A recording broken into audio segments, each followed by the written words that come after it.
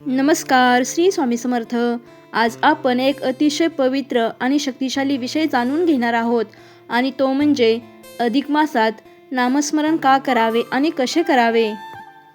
सर्वप्रथम आपण जाणून घेऊया अधिक मास म्हणजे काय. हिंदू पंचांगानुसार सौर आणि चंद्रवर्ष यामधील फरक भरून काढण्यासाठी जो अतिरिक्त महिना येतो त्याला अधिक मास असं म्हटलं जातं.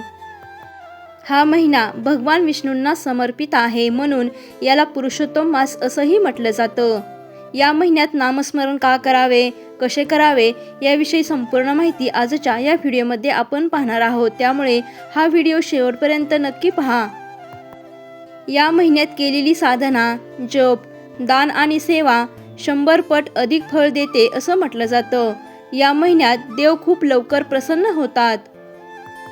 त्याचप्रमाणे जुन्या पापांचा नाश होतो, मन शांत होते आणि घरामध्ये सकारात्मक ऊर्जा वाढते. जीवनातील अडथळे हळूहळू दूर होऊ लागतात. म्हणूनच अधिक मास हा जीवन बदलणारा महिना मानला जातो. त्यामुळे अधिक मासामध्ये नामस्मरण हे आवर्जून करावे. तर हे नामस्मरण कसे करावे ते खूप सोपे आहे. तर यासाठी आपल्याला रोज सकाळी उठून स्नान करून स्वच्छ ठिकाणी बसायचं आहे. शक्यतो आपल्याला ही सेवा करण्यासाठी देवघरामध्ये बसायचं आहे. यासाठी देवासमोर दिवा लावायचा आहे.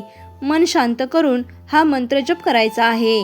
हा मंत्र म्हणजे ओम नमो भगवते वासुदेवाय किंवा तुम्ही श्री स्वामी समर्थ हा मंत्र रोज किमान 21 वेळा तरी म्हणायचा आहे.